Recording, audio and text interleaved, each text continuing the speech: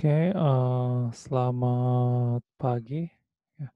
Jadi mungkin, ini ya, banyak yang kaget tiba-tiba, apa namanya, saya ikut mengajar di mata kuliah ini gitu ya. Biasanya, mata kuliah ini diajar sepenuhnya oleh, Ibu Doktor, Budi Rumawati gitu. Ya, jadinya karena semester ini, apa namanya, SKS-nya beliau lumayan banyak, jadinya, supaya ini ya, bisa berbagi jadinya, saya ikut mengajar karena, saya juga, ada background di, data mining, ya juga, waktu S3 dan, konsep otomata di sini terutama untuk, simbol-simbolnya dan function-nya itu lumayan saya banyak dapat waktu dan makanya saya juga sebenarnya ada ketertarikan mengajar, materi ini gitu ya. Gitu, itu. Ya, sempet saya dapat dulu di satu, eee, mata kuliah dulu waktu S3 dan sekarang saya mencoba mengajar ya. Jadinya ini, apa namanya, saya mengajar sambil, mendalami juga gitu sebenarnya. Jadi kita belajar bersama. Jadinya, ini slide saya sendiri tapi, saya sangat menyarankan, kelas B ini juga tetap, ini ya, membaca slide dari, Bu Budi ya, untuk yang lebih lengkapnya gitu. Jadi ini saya mencoba, menjelaskan dengan, cara yang lebih mudah saya ajarkan tadi, tapi, isinya adalah, sama ya. Jadinya harus sama kedua kelas untuk mata kuliah, jangan sampai ada kesenjangan gitu kan. Intinya, untuk itu nanti, ini ya, kita, tetap berpacu pada, silabus yang ditentukan oleh, Bu Budi Rumawati gitu. Ya, seperti itu. Jadi saya mencoba di sini, menjelaskan kelas outline, dari, pemahaman saya gitu ya, sana ya. Oke, setelah membaca yang punya Bu Budi juga. Oke oke. Jadi di sini, ini ya, automata teori gitu ya. Jadinya, automata gitu, apa sih gitu ya, kok ada mata-matanya, ada autonya gitu kan. Ya, jadinya, studi tentang mesin abstrak dan automata gitu ya. Yaitu garis bawah tenang, di bawahnya ada penjelasannya, serta masalah komputasi yang dapat diselesaikan dengan menggunakannya gitu ya. Jadinya, membahas 2 hal tersebut dan, masalah-masalah yang bisa diselesaikan dengan 2 konsep itu. Jadinya mesin abstrak itu apa? Jadinya mesin yang umum ya dan dapat diterapkan secara luas, namanya juga abstrak gitu ya. Jadi jangan berpikirnya lukisan abstrak gitu, tapi coba berpikirnya, ini ya, kalau kalian dapat belajar object oriented programming kan disebut di sana dengan, abstrak gitu ya. Abstrak itu adalah kayak ini ya, root atau dasar daripada, eee, kelas turunan gitu kan, seperti itu ya. Dianggap seperti ininya, basic komputer yang mungkin konsepnya bisa diterapkan di berbagai komputer dari termasuk mungkin server, laptop, ya PC, hingga smartphone gitu misalnya. Jadi, automata itu apa gitu ya, automata adalah bentuk plural dari automation. Jadi kita di sini, kurang lebih belajar tentang bagaimana, berkomunikasi dengan mesin gitu ya, berkomunikasi dengan mesin. Makanya di sini teori bahasa gitu kan ya. Kalau kita berkomunikasi dengan sama manusia kan ada bahasanya gitu. Dan dengan mesin juga ada bahasanya ya. Jadi tujuannya kita berkomunikasi dengan mesin kan supaya dia mengerjakan apa yang kita perlukan dari mereka kan gitu ya, mesin tersebut. Nah, kita bahas satu-satu. Oke, jadi kebutuhan mata kuliah ini ya, itu ya. Jadi di sini banyak sekali akan fungsi-fungsi matematika diskrit ya, dan kalau tidak mengerti pemrograman sepertinya susah mengikuti mata kuliah ini. Jadinya di sini ada ini ya, set teori, intinya set teori di sini dalam mengungkapkan bahasa kan sangat penting ya. Intinya tolong ambilkan buah-buahan, itu juga set teori. Intinya kalau kita bawa sayuran berarti kita membawa himpunan yang salah gitu kan ya. Function gitu dan misalnya ya, relation, hubungan ya, function, semua tindakan kita sehari-hari memasak, merebus dan sebagainya itu adalah function ya bagi komputer sebenarnya. Terus logika gitu ya, or, and, terus matematika reasoning gitu ya, apa namanya, itu ya, membuktikan sesuatu dengan, hukum matematika gitu ya, seperti itu. Terus struktur data di sini kita perlukan ya, ini sangat penting, seperti list ya, array ya, tree ya, ada hierarkinya, terus graph ya, directed or non-direct ya sana, terus, sorting ya dan searching, ya. Jadi semua ini kesannya, apa ya, kalau dibandingkan dengan mata kuliah yang visual mungkin kesannya primitif, tapi, apa namanya, kalau kalian ngambil mata kuliah big data gitu misalnya untuk semua, itu di belakangnya masih semua bekerja struktur data seperti ini sangat penting. Jadinya, evolusi di bidang struktur data itu terus berlangsung ya gitu. Jadi nggak selamanya kayak SQL, tapi juga justru sekarang balik ke, konsep, himpunan gitu ya, JSON dari sana, XML dan sebagainya itu ya. Oke. Jadi, automation ya ini kalau di slide-nya Uli ada gambarnya, tapi kalau saya di sini mencoba dalam teks saja gitu, malah masuk ke mode primitif ya di sini. Oke, ini jadinya input ya, automation ya, ada penyimpanan dan keputusan. Terus, output kan itu ya, seperti itu kalau yang dijelaskan di slide-nya Uli juga. Oke, jadi di sini, input itu adalah misalnya ini ya, saya jelaskan di slide berikutnya. Ini seperti ini. Input di sini bisa berupa data gitu ya, data, atau syarat atau opsi. Intinya, bisa kita perumpamakan ini sebagai kalau misalkan dalam object oriented programming, parameter inputnya gitu ya, terus automation ya, proses, terus struktur ya, data acuan atau tersimpan gitu ya. Ada data acuan dipakai di sana, terus, aturan ya, aturan dan simbol di sana, penyamaan ya, bahasa di sana gitu kurang lebih. Dari sana, ada output berupa hasil, pilihan, atau perubahan. Jadinya misalnya, kalau misalnya dalam kita melakukan query gitu misalnya yang dalam triad itu, kan kita memberikan syarat ya, terus data acuannya sana mungkin data di database gitu misalnya dan, hasilnya adalah hasil pilihan gitu ya. Terus misalnya kalau kita, ini ya, menggunakan Adobe Photoshop atau misalnya apapun pengolah citra gitu ya, ini misalnya datanya adalah gambar yang mau kita olah ya, terus sana juga, misalnya kita mau kasih efek blur, sana banyak ini ya, banyak apa namanya, opsinya dan lain-lain, terus dilakukan proses menggunakan juga, program yang sudah tersimpan di sana atau mau menggabungkan atau menggunakan apa, gambar lain itu juga bisa menggunakan storage di sana, terus di sana ada hasilnya itu perubahan pada gambar gitu ya, termasuk mungkin aplikasi yang populer sekarang misalnya bisa memberi kacamata atau membuat orang yang tidak brewok jadi brewok, itu juga ini ada data acuan yang digunakan di sana, misalnya data trainingnya dan sebagainya untuk mendeteksi, hidung, mulut, dan sebagainya, sehingga tiba-tiba foto kita atau video live streaming itu ada, kacamata, kumis dan jenggotnya gitu kalau diubahkan dengan, apa namanya, itu. Kenapa disebut automation? Karena, kita tidak berhubungan dengan manusia gitu, tapi kita berhubungan dengan mesin secara langsung gitu.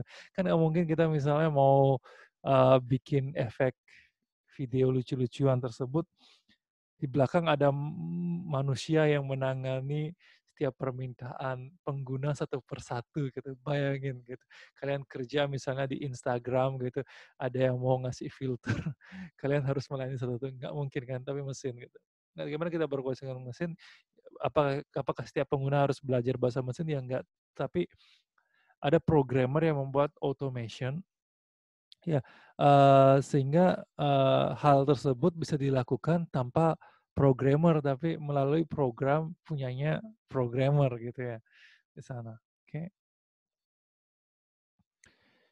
jadinya, ini ya, ada perumpamaan lain jadinya, kalau apa namanya, kalau ini ya, mungkin yang pertama kali dapat dosennya saya emang suka buat perumpamaan itu sebelum masuk ke dalam, apa namanya, simbol-simbol yang arahnya ke aritmatika ataupun apa namanya, pemrograman misalnya saya banyak bercerita seperti ini memang style-nya saya gitu ya. Apa namanya, kadang apa, agak filosofi juga atau psikologi juga dikit gitu. Jadinya, jadi perumpamaannya, bagaimana kalian memerintah seseorang gitu misalnya di sini kan misalnya, kerjakan semua soal halaman 10, kumpulkan 1 jam lagi gitu. Jadinya, yang harus dilakukan oleh semua orang yang mendapatkan perintah ini kan, mengerjakan semua soal yang halaman 10 ya. Intinya nggak tahu di halaman 10 itu ada berapa soal, tapi harus dikerjakan semua kan gitu ya.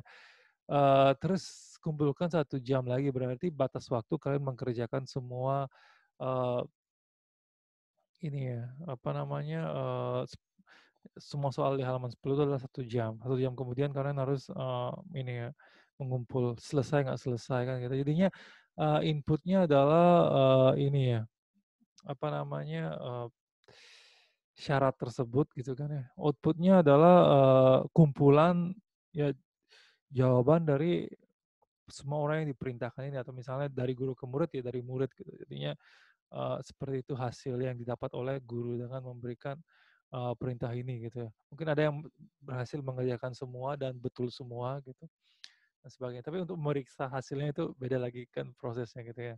Yang pasti dia dapat ya jawaban dari murid-murid gitu kan yang sana. Terus, ambilkan 3 biskuit yang varian coklat saja. Jadinya ini ada syarat juga di sini kan dia, apa namanya, jadinya, di sini juga ada storage di dalam proses. Jadinya di sana mungkin ada kotak biskuit yang isinya ada varian yang non coklat juga kan gitu. Jadinya, dalam proses, dalam automation itu ada data acuan juga di sana dalam storage-nya gitu. Ya, ada, kalau di himpunan, himpunan semestanya gitu ya, ininya bikin, set lebih kecil lagi kan itu ya misalnya ya. Ya, terus ada syarat lagi jika kamu di dapur saat ini dan tidak sibuk. Intinya di sini, berarti kalau dia tidak di dapur, nggak usah diambilin gitu ya. Dan kalau dia di dapur nanti ada syarat lagi, kalau dia tidak sibuk, kalau lagi ngerebus dan dah mau meluap ya jangan gitu kan misalnya kita sibuk. Di sini, masuk ke dalam pemrograman kalian kebayang gitu kan ya, jadi dalam if ada if gitu kan ya misalnya gitu ya, jika gitu. Pertama dicek apakah ada jadi sini bebas ya, jadinya mau dibuat if else, if misalnya gitu ya, dengan masing-masing ada dan-nya gitu kan ya misalnya, apa di dapur is true dan tidak sibuk, sibuk is false gitu kan misalnya gitu ya. Kalau dalam apa namanya, ini ya, itu juga sehingga, dan dibuat else itu bisa ya, terus bisa juga dicek dulu di dapur apa enggak gitu ya. Terus di dalamnya dibuat nesting daripada decision gitu, dibuat misalnya mana dicek sibuk apa enggaknya gitu, bisa juga banyak versi gitu. Nah itu juga sebenarnya kan, cara berkomunikasi dengan mesin gitu ya di sana ya. Kita belajar lebih dasarnya di sini gitu, ya. Jadi, pertanyaan ya, dari 2 kalimat tersebut apakah input automation dan output-nya tadi saya udah setengahnya jawab gitu ya. Input-nya syarat ya di sana ya, terus, apa namanya, automation-nya adalah mengecek, syarat tersebut ya dari, data yang ada gitu ya sama storage-nya. Terus output-nya apa gitu ya. Yang pertanyaan tadi lupa saya jawab, jadinya kalau di output-nya di sini bisa jadi tidak ada biskuit sama sekali atau, 3 biskuit varian coklat saja gitu ya.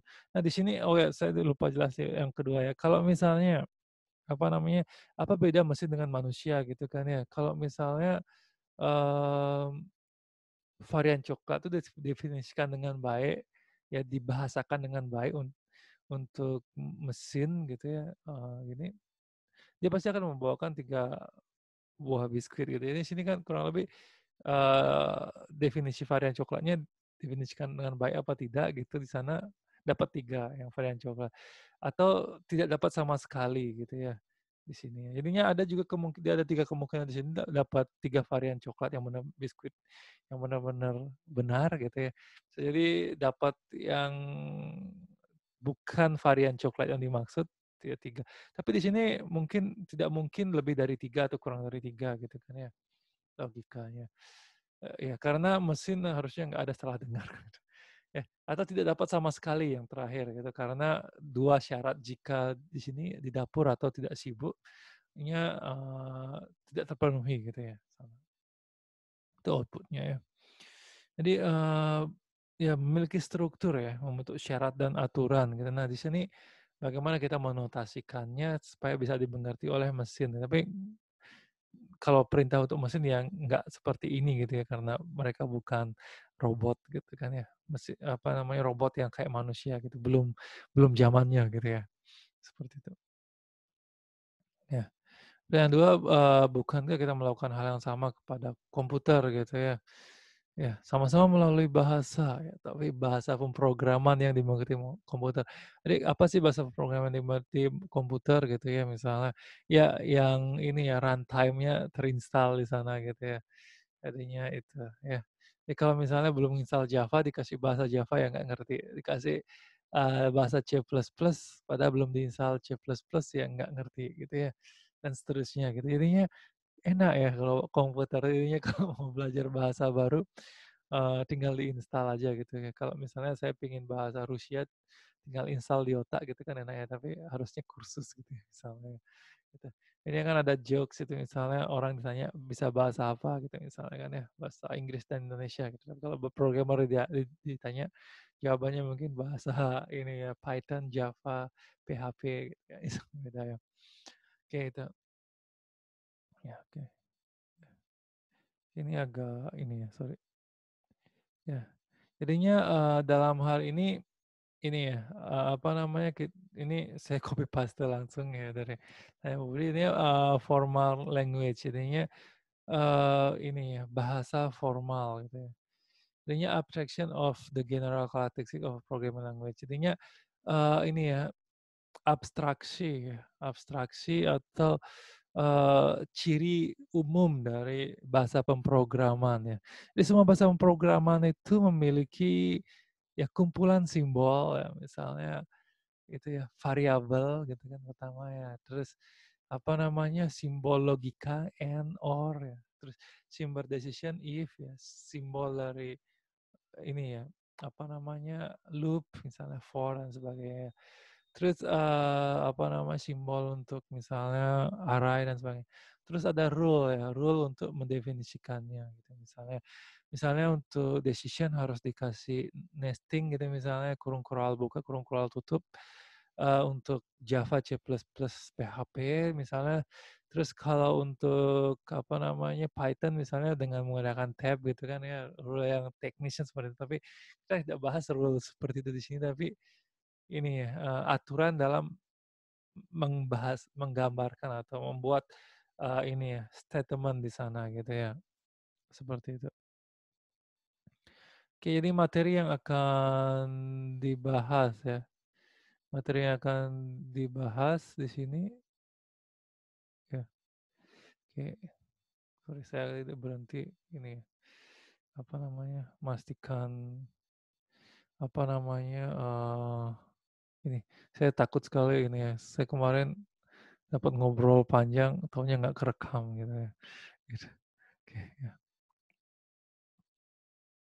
Oke, sorry, sama ini. Jadi ini ya, kalau dalam istilahnya Bu Budi dibikin ini ya, kayak alur gitu ya. Oke. Saat itu ya jadinya, ini ya, kita bahas satu-satu, ada 10 materi yang akan dibahas di sini, ya. Jadi, pertama adalah theory of computation, jadi membahas seberapa efisien masalah dapat diselesaikan dengan model komputasi ya, apa namanya, dan menggunakan algoritma gitu ya di sini ya. Apa namanya, itu, ya. Jadinya, itu, jadinya mengukur efisiensi dari model komputasi gitu ya. Jadinya, eee, se apa namanya, semua software yang kalian, apa namanya, gunakan itu, eee, rata-rata bukan rata-rata, tapi semua ini ya, berasal dari model komputasi gitu misalnya ya. Jadi misalnya, apa namanya, word processing gitu misalnya, jadinya sana juga ada model komputasinya, terus, digital image processing kayak, apa namanya, menggunakan efek blur dan sebagainya, itu juga semua ada model komputasinya yang menggunakan algoritma. Dan termasuk misalnya aplikasi lucu-lucuan kayak FaceApp, terus apa namanya, Instagram dan lain-lain itu juga menggunakan algoritma semua gitu. Jadinya di belakang itu ada matematika ya yang ini ya. Gitu. Jadinya, di sini akan membahas tentang matematika preliminaris gitu nah ya. Jadi bagaimana, memformulasikan hal tersebut ya sama dalam bentuk matematika dan notation set, terus, ini ya notasinya, ya functions, ya relation, hubungan, graph ya dan tree ya dan hierarki ya dalam sini ya. Terus proof teknik ini teknik pembuktian ya gitu. Dibuktikan secara logika matematika gitu ya. Ya itu di matematika diskrit pasti udah banyak dapat gitu kan ya, gitu. Jadinya beda ya dengan matematika waktu SMA, ini sini bener-bener diputar, dibikin bingung gitu ya. Nggak dibikin capek ngitung, tapi dibikin bingung gitu ya. Itu itulah matematika diskrit gitu. Ya, basic konsep di sini membahas basic konsep dari language, grammar, dan automata gitu ya. Ya, terus, selanjutnya finite automata, ini apa, yang terbatas, finite. Kalau, apa namanya, nggak terbatas kan infinite gitu ya. Itu ya di sini ya, ini sama-sama infinite gitu. Di sini, finite automata tapi sebenarnya ada deterministik ya, finite automata gitu ya, DFA nanti disingkatnya. Untuk setiap simbol input dapat ditentukan keadaan mesin yang akan bergerak, tindakan atau proses. Ininya bisa ditebak proses apa yang akan terjadi gitu ya. Di proses apa, input seperti apa aja yang bisa ditebak pergerakannya gitu ya. Misalnya sana atau prosesnya itu nanti kita bahas lebih detail di pertemuan yang bahas ini gitu ya. Selain itu juga di sini, membahas acceptor ya sana ya. Language and DFA ya, regular ya, regular language kita bahas. Terus, sini ya transition graph, intinya sini karena bisa ditebak, intinya transisi daripada prosesnya itu juga bisa ditebak. Habis lakukan ini, lakukan itu, pasti habis itu ini yang diproses, ya seperti itu. Bisa ditebak ya, bisa ditebak semua, alurnya kira-kira kemana. Kalau nggak ke sini ya ke sana gitu misalnya itu ya. Oke ya, terus kalau ada deterministik berarti ada non deterministik ya. Untuk simbol input tertentu mesin dapat berpindah ke kombinasi status apapun di mesin gitu ya. Sehingga keadaan pasti kemana mesin bergerak tidak dapat ditentukan. Jadi ini yang tidak bisa ditentukan gitu ya. Seperti jadi sini membahas non deterministik finite acceptor, ininya di sini membahas kenapa sampai tidak bisa dideterminasikan gitu, deterministikan ya, ditentukan gitu ya. Terus equivalence of deterministic and NFA ya sana.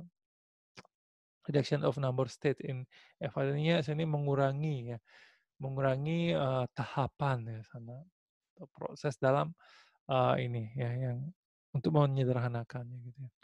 Terus selanjutnya kita bahas regular language, yaitu dari kata-kata yang hurufnya diambil dari alfabet dan dibentuk dengan baik sesuai aturan tertentu. Jadi ini, hampir sama dengan apa namanya, konsep bahasa biasa. Jadinya misalnya kan kalau bahasa Indonesia SPOK ya, saya makan, nasi setiap hari gitu kan ya, keterangan waktu gitu ya. Eee, kalau bahasa Jepangnya mainichi watashi wa gohan wo tabemasu gitu kan. Artinya kalau Jepang kebalik scope ya, gitu ya. Itu seperti itu. Jadinya dari mainichi ini, apa namanya, setiap hari ya, watashi wa gitu ya, saya gitu. Gohan wo objek ya, tabemasu ya, predikat gitu. Malah saya ngajari bahasa Jepang gitu. Jadi, itu ya, apa namanya, eee jadi ini selingan gitu, jadinya, selain ini ya, saya 3 tahun kuliah doktor di Jepang juga, saya masa kecilnya ini ya, apa namanya, ikut orang tua gitu, kuliah di Jepang selama, 4 tahun jadinya, ini kalau apa namanya, kalau anak kecil belajar bahasa dari kecil itu ingat seumur hidup gitu ya, nggak lupa-lupa gitu. Jadinya, di sana jadinya kalau misalnya sebagai selingan kita mau bahasa bahasa Jepang juga bisa gitu. Intinya, itu apa namanya, sama seperti ini kan ya, sama seperti bahasa, negara gitu ya, di dalam bahasa pemrograman juga, ada ya ini, aturannya gitu ya, ada tata bahasanya gitu ya.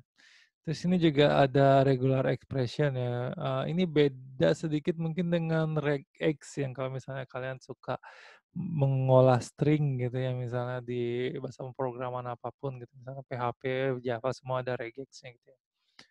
Oke di sana ya. Mhm. Gitu. Di sini, ini ya, membahas, property regular language jadinya, apa namanya, propertinya gitu ya, pengaturannya dan sebagainya. Regular language ya, pattern simple pattern ya sana ya. Nah, regular expressions dalam bentuk ini ya, regular language dan sebagainya. Oke, ininya regular grammar, setiap regular grammar mendeskripsikan regular language. Jadinya, ini ya, setiap bahasa memiliki, grammar gitu ya, misalnya bagaimana grammar untuk mendefinisikan, bentuk sekarang ya, bentuk lampau, bentuk akan datang misalnya, saya akan makan, nasi goreng besok pagi gitu kan misalnya gitu ya, itu ke depan ya. Saya kemarin saya makan, ya itu. Jadi bisa juga sebenarnya dipaksakan ya bahasa Indonesia keterangannya duluan gitu, tapi nggak ini ya. Itu masuk yang nggak berbahasa Indonesia dengan baik dan benar kayak gitu. Ya, oke. Seperti itu. Ya di sini, ini ya, membahas right and left linear grammar ya seperti apa ya. Ya, di apa namanya, seperti itu ya, seni right and linear for regular language ya sama regular language versus regular grammar gitu sana ya. Sana ininya, membahas hubungan masing-masing gitu ya. Terus, selanjutnya adalah context free language, jadinya ini bahasa yang dibentuk oleh context free grammar katanya. Ya, ini konteks kalau tadi kan ini ya, apa namanya, regular grammar membentuk regular language. Ini regular language itu terdiri dari regular grammar kan gitu ya. Tapi kalau dalam, konteks free language itu ya terdiri dari konteks free grammar gitu ya. Jadi konteks free grammar itu apa gitu kan, sini ya ininya CFG gitu kan sana ya. Ketika production rule ya sana ya, itu ininya hubungan ya hubungan produksinya gitu ya sana ya, atau dapat diterapkan terlepas dari konteks non terminal gitu ya. Ini kalau misalnya yang apa namanya, regular grammar itu ada, non terminal dan apa namanya, terminalnya gitu kan. Jadi bebas dari itu ya. Jadi bebas bebas dari konteks gitu kurang lebih ya. Nah, kita bahas lebih lanjut, contoh-contohnya.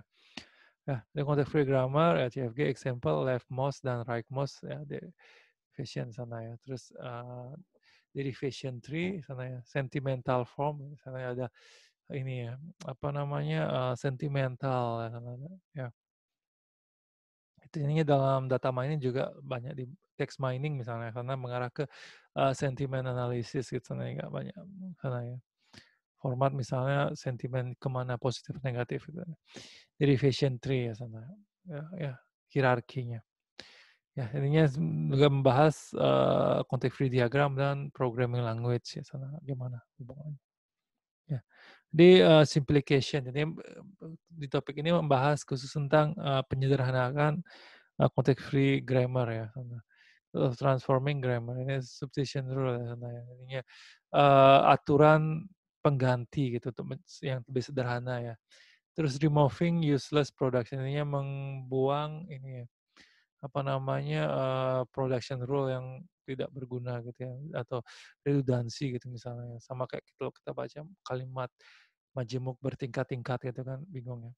Terus removing lambda production sana ya, ininya itu ya lambda ini digunakan misalnya di bahasa program Python juga untuk memproses, secara, ini ya, sequential itu misalnya sana ya. Removing unit production sana ya, ya, macam-macam ya, dia menyederhanakan secara unitnya gitu. Terus normal form, ya ini sini, normal form adalah normalisasi daripada, format gitu ya. Jadinya sini ada 2 metode yaitu Chomsky ya, CNF, normal form, dan Gray-Batch ya, normal form, ada 2 dan kita bahas ya. Terus, push down otomata ya, sana ya. Cara untuk, mengimplementasikan konteks free diagram dengan cara yang sama mendefinisikan, ini deterministik ya, finite automata untuk, regular grammar ya sana. Jadinya, bagaimana membuat, ini menyederhanakan sampai bisa didesain setara dengan, deterministik finite automata gitu ya sana. Jadinya yang bisa kita tebak pergerakan mesinnya kan gitu ya.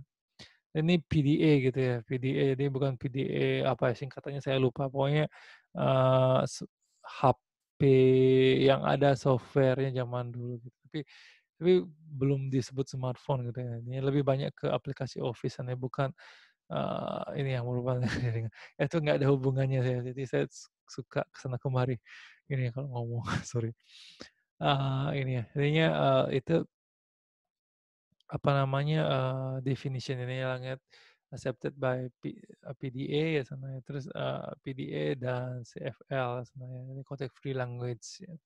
Si PDA dan deterministic ya, CFL ini sini ada istilahnya deterministic CF CFL gitu, jadinya walaupun konteks free bisa dideterministik, bisa ditentukan gitu ya sana, seperti itu. Jadinya manfaat perkuliahan ini, seperti apa, jadinya untuk mendalami pemahaman pemrograman dan prinsip computer science gitu ya, terus, memperkuat kemampuan argumentasi matematis gitu ya, kurang lebih terjemahan dari istilahnya udah juga.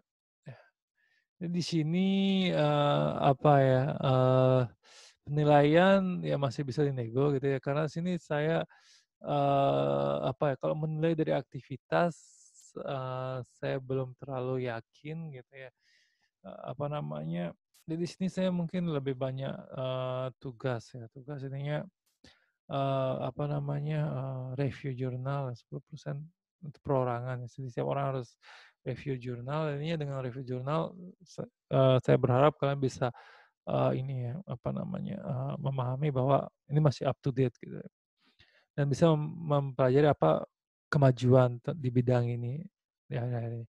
Terus, project sini boleh kelompok ataupun perorangan, maksudnya ya kita diskusikan nanti. Kalau perorangan ya mungkin tugasnya lebih ringan karena dikerjakan bersama ya, tapi tetap ini gitu. Kalau kelompok mungkin saya, eee, perbanyak gitu tugasnya karena dikerjakan bisa dibagi-bagi per orang gitu 30%. UTS, UAS ya, kalau saya mungkin lebih enak disamakan gitu ya, intinya dibagi 2 ya materinya gitu, bukannya kalau UAS dari awal gitu ya, tapi kalau saya mungkin lebih enak karena materinya lumayan banyak gitu ya. Jadinya gimana kalau materi dari awal sampai pertengahan itu dibahas di UTS, kalau dari pertengahan sampai akhir itu dibahas di UAS gitu misalnya. Ini sama-sama 30 ya. Ini masih bisa nego nanti, gimana enaknya gitu ya. Oke. Itu saja barangkali dari saya ya. Jika ada pertanyaan ya silakan bisa lewat forum diskusi ya. Jika pertanyaan kalian, susah ya mungkin saya perlu waktu untuk googling ya. Tapi sebisa mungkin saya akan bisa coba jawab ya nanti.